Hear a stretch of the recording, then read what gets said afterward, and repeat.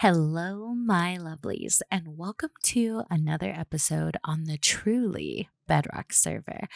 That's right, guys, we're back for another episode, and I am super excited because today I'm hoping to have a pretty productive day. In the last episode, we worked on this bridge behind us, which I have to say, I am still really happy with. I think that we accomplished the main goal. I think it is a wow factor. I think it's gorgeous, and I cannot be more happy. And as usual, I will say we have done a little bit of work off camera, but I mean, it might not be too noticeable. Over the weekend, we did a bit of a live stream and worked on the outside of our base. As you can see behind me, something's a little bit different. What we ended up doing was cutting away a large portion of the terrain. Before, it was all kind of connected, and we did have this cool little inlet down here that you could go down, and it was pretty cool. I was pretty satisfied with it. But the more I sat on it, the more I thought, you know what? It is not dramatic enough. I want the Caves and Cliffs update to be more prominent in our base. We have these beautiful mountains, we have this wonderful bridge, and what I thought was missing was a nice dramatic view down into the caves. And I think this does just that. We cut away a large portion of the terrain right here that was connected and just kind of went with the natural shape. So we didn't do much to this. This was kind of already here. We just took away kind of extra bits. And I think that it's added so much. It leads right down into here, which you may recognize as the area where our mob farm is. And another thing you may notice is I have been cutting away at the tunnel, trying to give ourselves a nice palette for continuing this design. But that's not what we're going to focus on today. Today, we're going to start work on our main base. And I thought that the most important thing that we needed to start with is actually the villagers, because I need some mason villagers. I need those quartz trades. I need some terracotta. And you know what? They're just super useful. So, what I'm going to do right now is cut to a third person time lapse. We're going to get this started, and I'll see you guys in a second.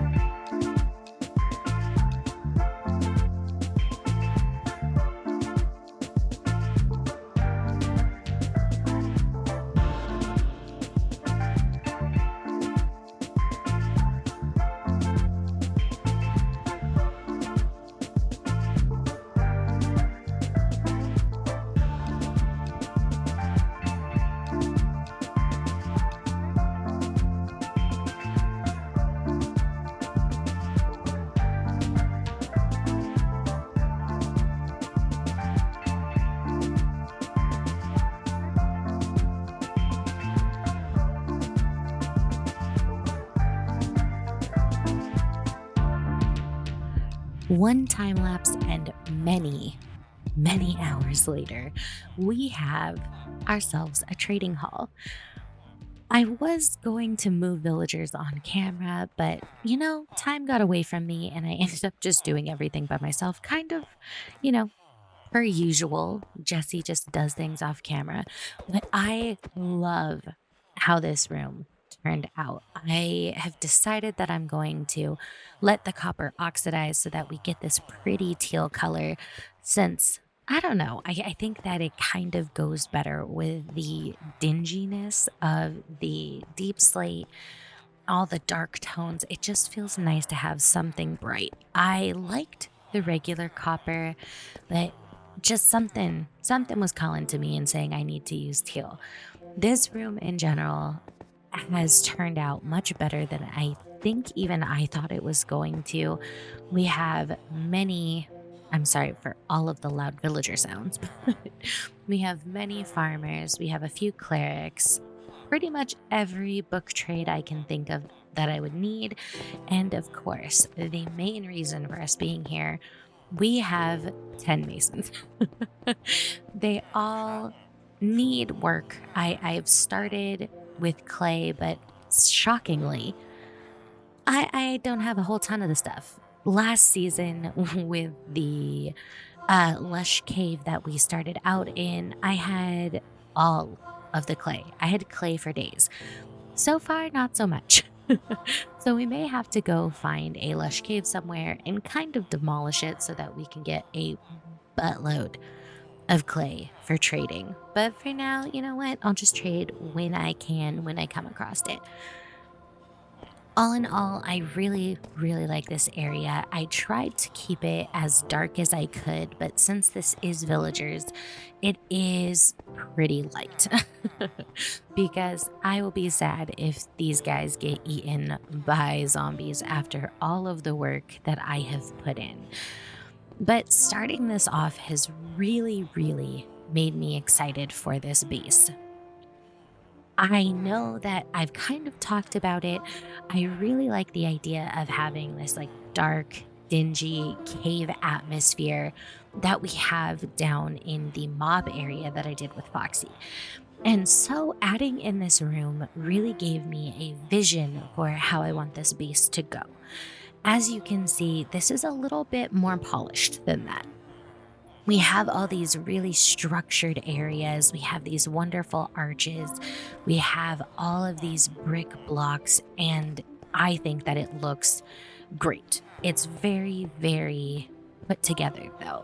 So, my thoughts were the start of this base is going to be very polished and put together. So, as we go up this nice long tunnel, what you'll see eventually is a lot of structure. I'm going to build this out, have very large, tall arches.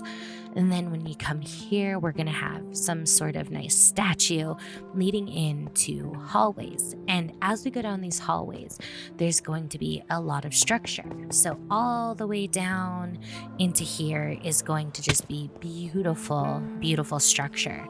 And the fun part is going to be in what I have been working on off camera.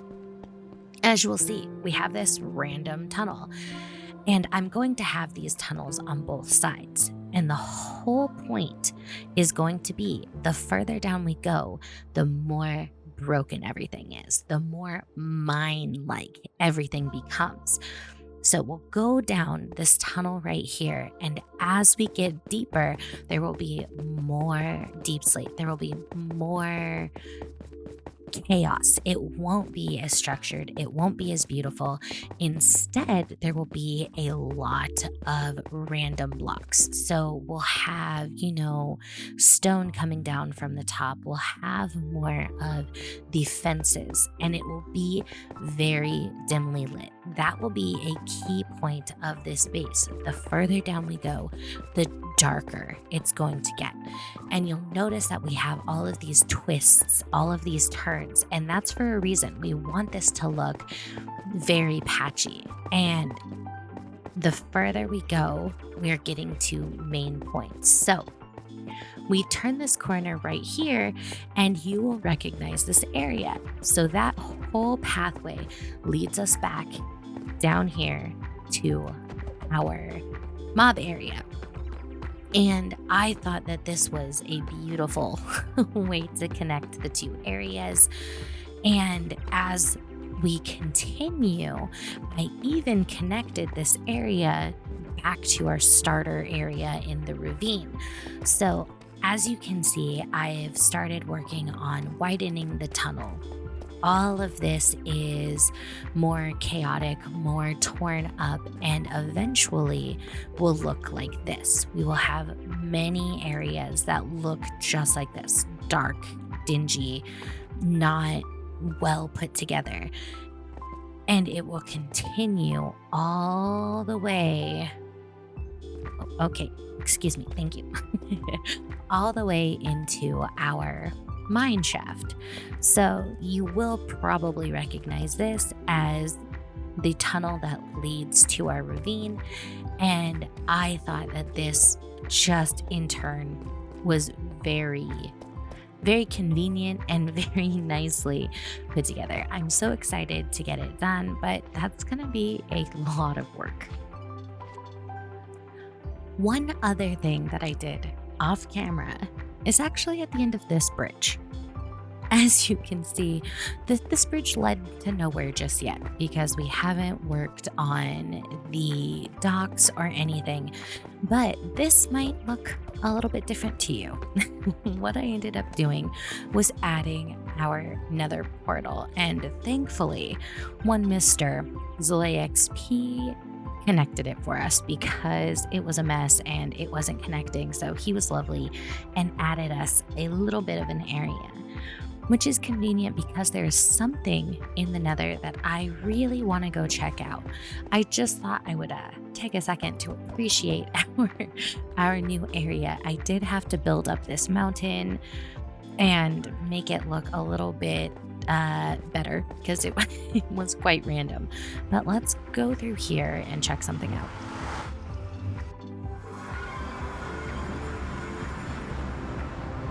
As you will see, it's not very decorated yet, but that's because Loy is still in the process of, fixing this all up. But the thing that I did want to check out was right over here. All items, 1 diamond as stacked. Okay, so Foxy put in chat that he had added a shop, and I want some of this stuff. So what I ended up doing was going to the end yet again, and I came back with a bit of goodies. So do I have an empty shulker box? I do not, but I do have a gunpowder box that does have some strength. So what we're gonna do, all items, 1 diamond as stacked. So we're going to do 1, 2, 3, 4, and woo! Oh, jeez! Oh. Foxy scared the life out of me.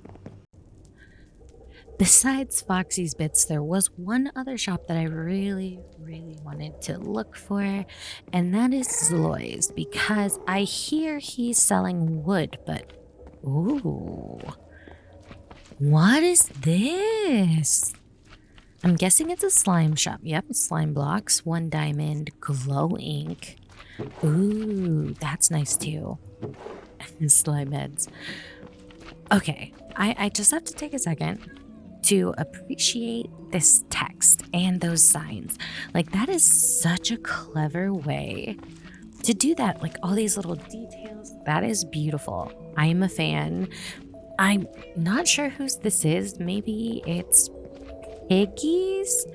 If I needed any slime, this is definitely where it'd come. I might see about this glow ink in a little bit, but this is where I wanted to go. Okay, so he has oak. That's random. Dark oak. A little more dark oak. Oh no, he doesn't have any spruce. Um, I may I may just have to get some dark oak. I really was hoping he'd have more spruce because I have been using a ton of it. So let's come here, get this out. I think I'm just gonna get a few stacks, maybe four, five, six. Yeah, we're just gonna get six, and then this is Beardy's, and I really love that golden carrot sign. I don't think I need any more of those, but hello? Oh, am I about to get kicked? I may be about to get kicked. Hello? No. What the heck? Why aren't those opening? Oh, there we go. It's all items, 3 stacks per 1 diamond. Okay, then what we're gonna do is 1, 2, 3. 1, 2, 3. 1, 2, 3. So we have all of our diamonds. Let's just, oh wow, my rocket box is actually pretty full. Impressive. Put you back.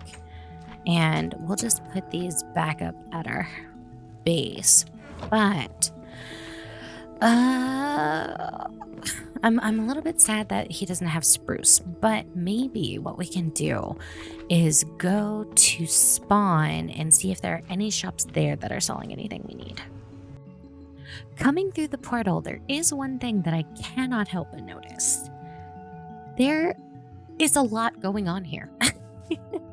Since the last time we were over here, it looks like someone else has decided to join in on our chaos mountain because this is crazy.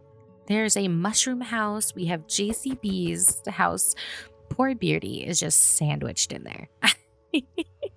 I mean, I started off kind of jokingly and like smooshed in on his wall, but now he has JC above him and maybe Zap over there. I'm only guessing it's Zap who's the mushroom house because he has this like little food war going on with Zloy and Silent and Tiz, I think. And I think he's doing mushroom soup. So that is just my guess. I could totally be wrong. In any case, I am loving how this has turned out. It's so funny. And maybe we'll get a few other people building over here as well. I think that'd be pretty cool. But alas, let's actually do what we came over here for and check out the shops because I really, really am in need of a few items. Like nether items would be great. Having some blaze rods would be really good. More in the nether market if sold out. Carrots, rockets. Oh, okay.